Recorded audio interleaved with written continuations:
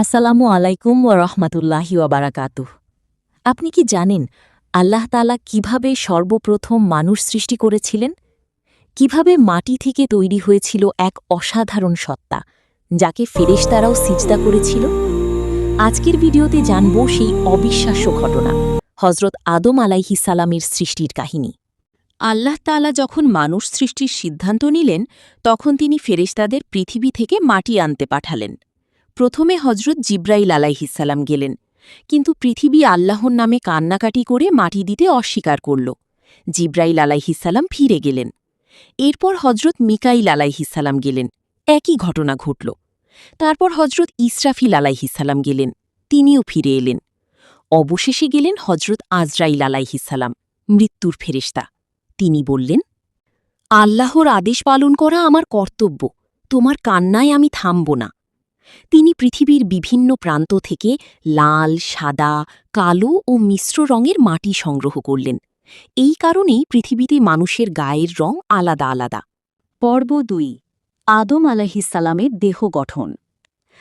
আল্লাহ তাআলা সেই মাটি দিয়ে আদম আলাইহিসসালামের দেহ তৈরি করলেন। প্রথমে মাটি ভেজানো হল, তারপর কাঁদা বানানো হল, তারপর শুকিয়ে হল ঠনঠনে মাটির মতো। কুরআনে আল্লাহ বলেছেন, আমি মানুষকে সৃষ্টি করেছি ঠনঠনে শুকনো মাটি থেকে। সূরা হিজর ২৬। সেই দেহ তৈরি হওয়ার পর ৪০ বছর পর্যন্ত বেহেশতের দরজায় পড়ে রইল।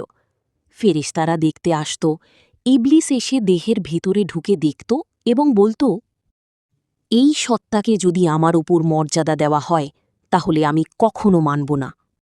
অবশেষে আল্লাহ তাআলা আদম আলাইহিসসালামের দেহে রূহ ফুঁকে দিলেন। রূহ যখন মাথায় প্রবেশ করল, আদম আলাইহিসসালাম হাঁচি দিলেন। আল্লাহ তাআলা তাকে বললেন, বলো, আলহামদুলিল্লাহ। আদম আলাইহিসসালাম বললেন, আলহামদুলিল্লাহ। আল্লাহ তাআলা জবাব দিলেন, ইয়ারহামুকাল্লাহ, আল্লাহ তোমার ওপর রহম করুন। এটাই ছিল পৃথিবীর ইতিহাসে প্রথম হাঁচি ও প্রথম আলহামদুলিল্লাহ। রূহ নিচের দিকে নামতে লাগল। পেটে পৌঁছাতেই আদম আলাইহিসসালামের খাওয়ার ইচ্ছা হল, কিন্তু রূহ তখনও পা পর্যন্ত পৌঁছায়নি, তাই তিনি উঠতে পারলেন না। আল্লাহ বললেন, মানুষ সব সময় তাড়াহুড়া করে। সূরা আম্বিয়া ৩৭। আল্লাহ তাআলা আদম আলাইহিসসালামকে সবকিছুর নাম শেখালেন। তারপর ফেরেশতাদের পরীক্ষা করলেন, কিন্তু ফেরেশতারা উত্তর দিতে পারল না। আল্লাহ তাআলা হুকুম দিলেন, আদমকে সিজদা করো। সব ফেরেশতা সিজদায় পড়ে গেল, কিন্তু ইবলিস দাঁড়িয়ে রইল। আল্লাহ জিজ্ঞেস করলেন, কেন সিজদা করলে না?